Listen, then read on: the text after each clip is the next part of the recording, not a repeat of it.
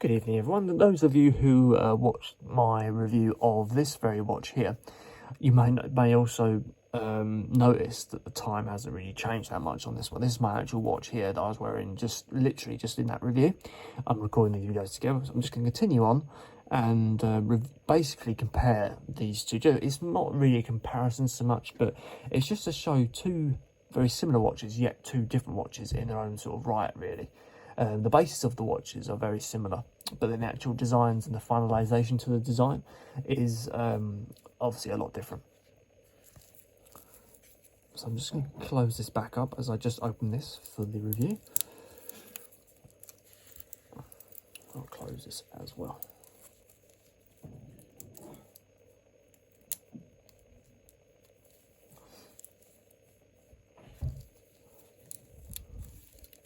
So on the left hand side, we've got the Timex M79 Peanuts versus my very own Timex Q Reissue Prism limited edition released by IFL Watches. So the Timex M7 is a slightly bigger watch. It's a 40mm case diameter with a 14.5mm case thickness. Whereas this Timex here is based on the original I think it's 1979 or 1969, the original Timex Q Reissue, which is a thinner watch at 38mm, and that has a sort of a thinner case thickness, as you can see there, just a little bit thinner.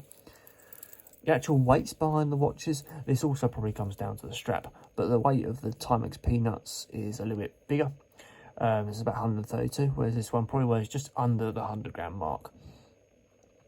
They also vary in terms of the movement used. So you've got an automatic movement. I couldn't tell you the caliber because I tried to figure out the information, but I never found it, versus a normal quartz movement in the back there.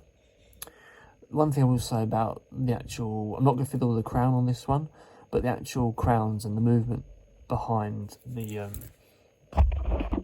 sorry about that guys, just had to do something quick.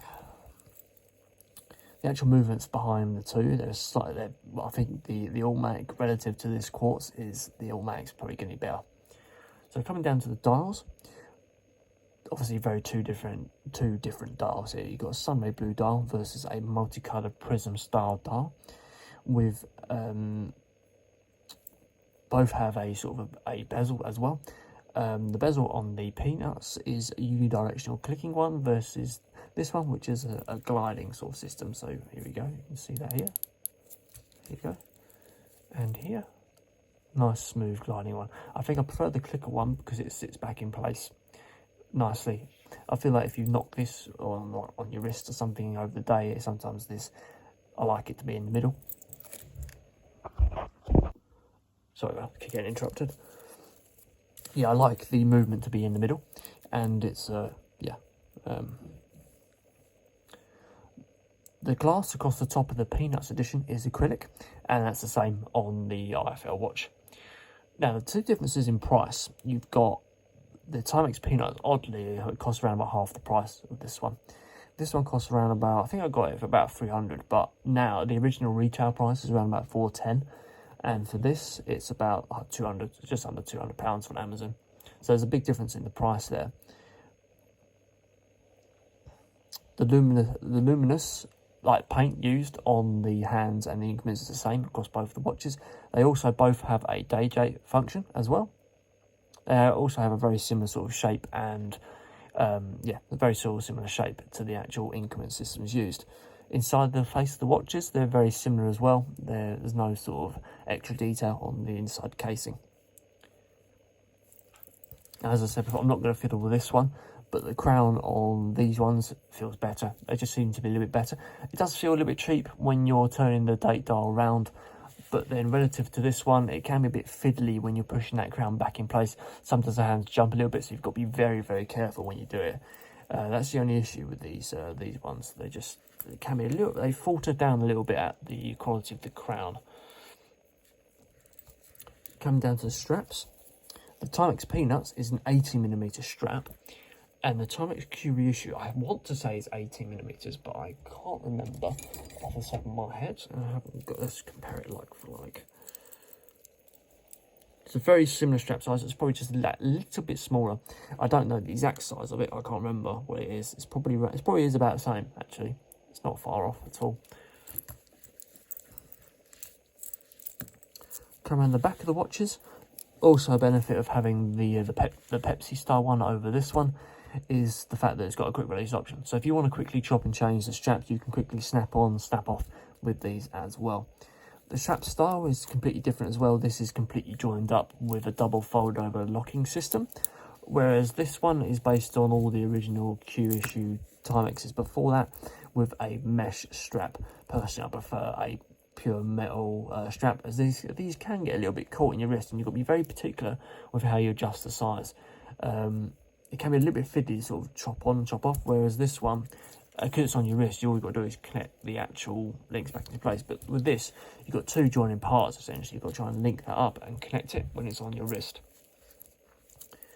One thing you'll also notice is that because this is a quartz one, likely to be it's going to have a filled-in backplate, whereas this one is a exhibition case back with that automatic movement on show there. There's much more weight in the actual main part of the casing here as well.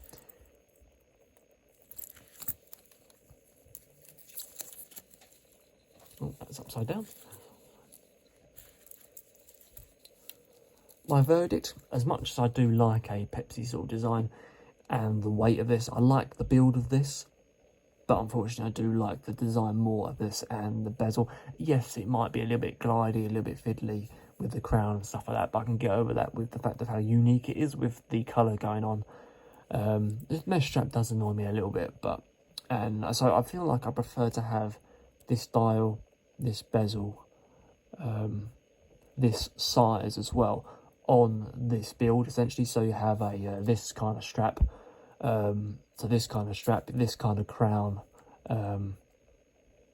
yeah, and this type of bezel. That's what I would have essentially on this one. So my verdict is to have this one, but if you want a bit more of a sort of a classic sort of design, I probably would go for that Pepsi with that blue dial. Personally, I feel like what's affecting this is it doesn't, I prefer a Pepsi with a modern style, almost like a Pepsi GMT style bezel, if you know what I mean, and the black face. I don't think the blue goes well with the blue and the red. I feel like it needs to be blue, black, red. That's my opinion anyway. I hope you enjoyed that video, and I'll see you on the next one.